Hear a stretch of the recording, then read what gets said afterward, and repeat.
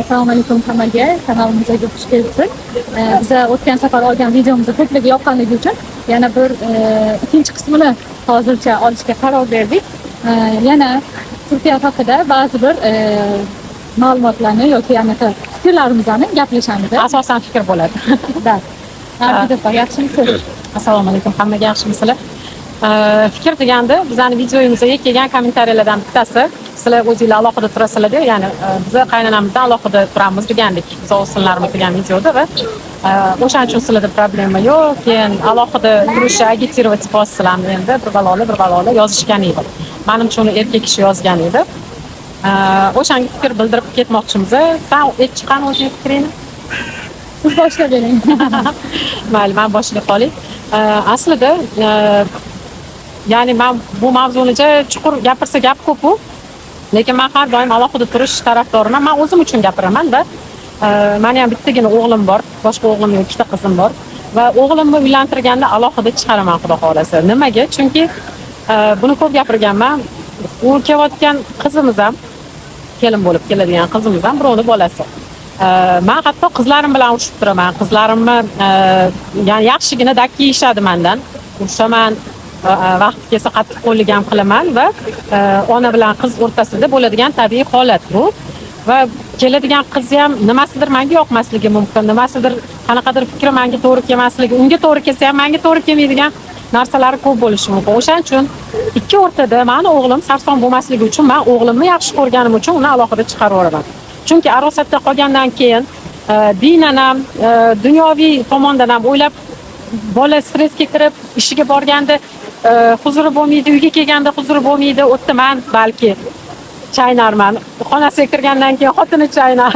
Xullas, shu narsalarni ko'zga olgan holda men xudo xolasa bitta bo'lsa ham o'g'limni alohida chiqaraman.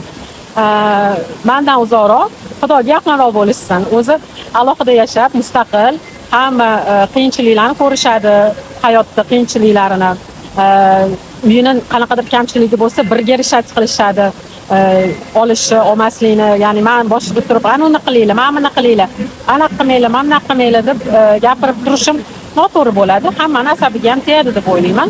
Menga ham ya'ni shunaqa qilishsa asabimga teggan bo'lardi. O'shaning uchun agitировать qilayotganimizda yo'q, bor yo'q o'z fikrimizni bildirmoqmiz. Alohida turganni foydasi bo'lsa borki, zarari yo'q. Ya'ni qanchadan qancha oilalar saqlanib qolish ehtimoli bor agar alohida tursa. Ya'ni hozirgi yosh qaynonalar asosan Xudoga shukr, bizani hozir yoshdagi qaynonalar, men ham o'sha 40 dan oshdim va o'rtoqlarimni ko'pi qizini uzatib, hattoki o'g'illarini uylantirishdi va ko'pi alohida chiqardi. Katta hovli bo'lsa O'zbekistonda bitta hovlida, lekin alohida bino qilib chiqarishdi. No, shunda ham men alohida yashashni, tamoman alohida yashashni tarafdoriman, chunki ular bitta mustaqil respublika bo'lishadi. O'zini qonun qoidalari bo'ladigan, o'zini qurollari, qo'rin qoidada o'sha kitobga yozilmagan qoidalari bo'ladi. O'shani o'zligi boshligidan qo'yib, boshidan o'zligi o'shanga moslashib kelaverishadi. Meni qurollarim ostida yashashmaydi yoki qaynotasini qurollarini ostida yashashmaydi. Ikkinchi mavzu, qaynota, kelin qaynotani oldida bemalol yura olmaydi. Qaynota kelinning oldida bemalol yura olmaydi. Esimga tushdi, yana bittasi yozuvdi. Siz ham kommentariyada конечно o'qidim. Biz aka-ukamiz va buni nimasi yomon deb yozibdi. U Janvar, kelin senga nomahram, seni xotining ukangga nomahram yoki akasiga nomahram. Ya'ni bunaqa vaziyatda men anaqa tarafdor emasman deb, xullas, ozgina uzunroq bo'ldi fikrim. Sen davom et chiqqaning? Men to'g'risi, birinchi turmushga chiqqan paytlarimda bu narsa menga ham g'alati tuyulardi. Va ko'pincha so'rardim, qaynonalardan ham alohida so'rardim, qo'shnilardan, dugonalarimdan, nimaga alohida yashaysizlar deganimda, meni hayron qoldirgan narsa, asosan qaynonalar qarshi chiqishgan, meni uyim, meni territoriyam, meni qoidalarim, kimdir kelib bu narsani o'zgartirishiga, meni nima deydi, udobstvolarimni, qulayliklarimni, butun o'zimni yillar davomida nima qilgan narsalarimni kimdir kelib o'zgartirishini xohlamayman deydi-da. Va turmush o'rtoqlaridan ham ko'pincha so'rayman. O'zimning dugonalarimdan ham turmush o'rtoqlaridan so'rayman. Hattoki bitta dugonam aytdi. Men endi turmush qurayotgan paytimizda qaynotam o'tib qolganlari uchun turmush o'rtog'imga taklif qilganman. Qolaysanmi? Oyim bilan birga yasha qolaylik. Yolg'izlanib qoldi. Mana to'ylariga 1 oy qolganda o'tib qolganda, yolg'izlanib qolmasin, ozgina bo'lsa ham yashab ko'raylik deganida turmush o'rtog'ini o'zi ko'nmagan. Deganki, sizlarning oranglardagi bo'lgan hurmat, sevgi buzilishini xohlamayman. Shu hurmat har doim davom etishi uchun hammani alohida yashash tarafdoriman va oyimni qanchalik yaxshi ko'rsang, shunchalik uzoqroqda yashashimiz kerak deb aytgan. Uzoq bo'lgan sari mehr ko'proq sog'inib kelishadi. Mana shu hurmatni, bir-biringizga bo'lgan ishonchi, bir-biringizga bo'lgan hurmatinglarni umuman yo'qolishini xohlamayman deb aytgan.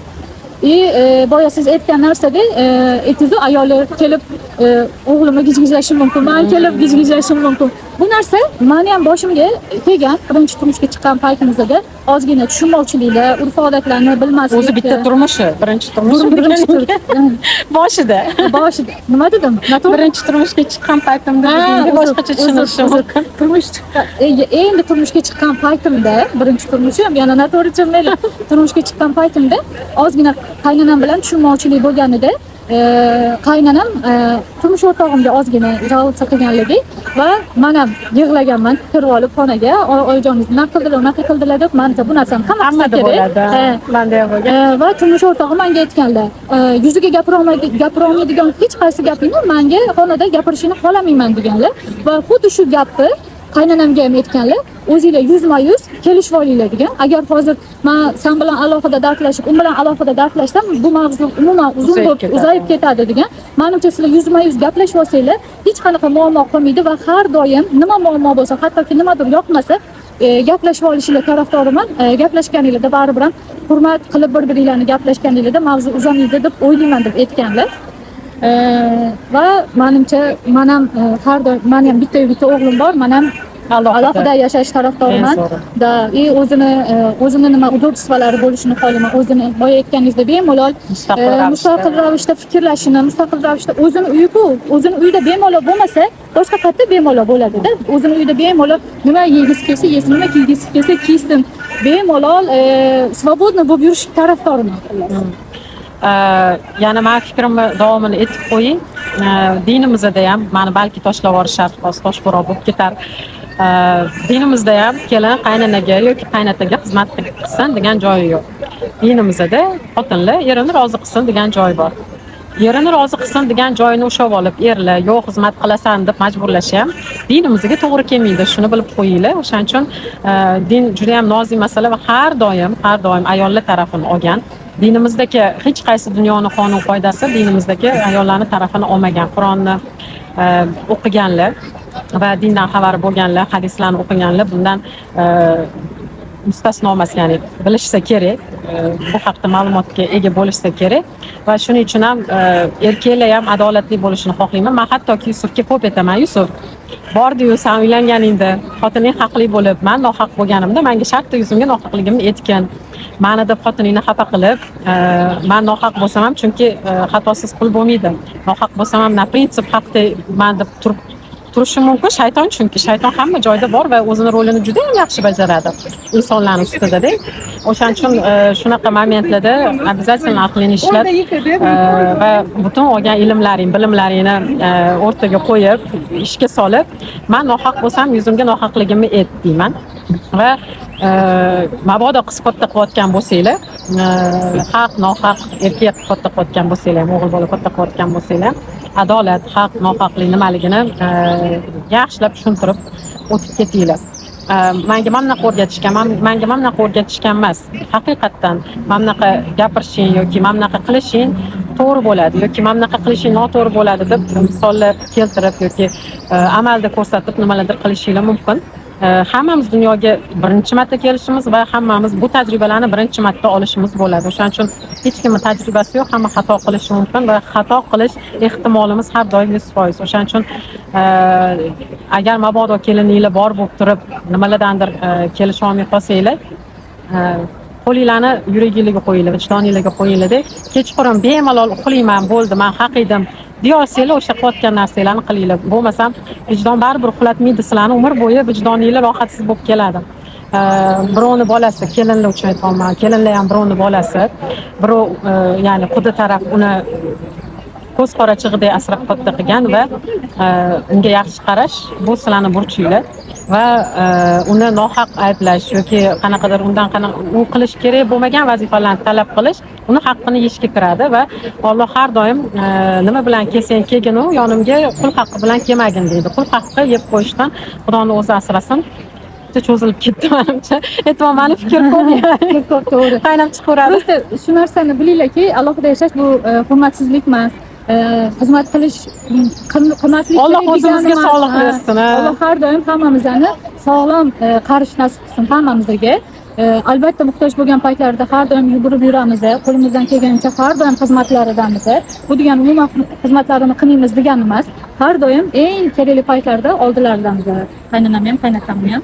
Shu hammanglarga kattakon rahmat. Noto'g'ri gapirgan bo'lsam to'g'rilab o'tib ketinglar, kommentariyalarda kutamiz.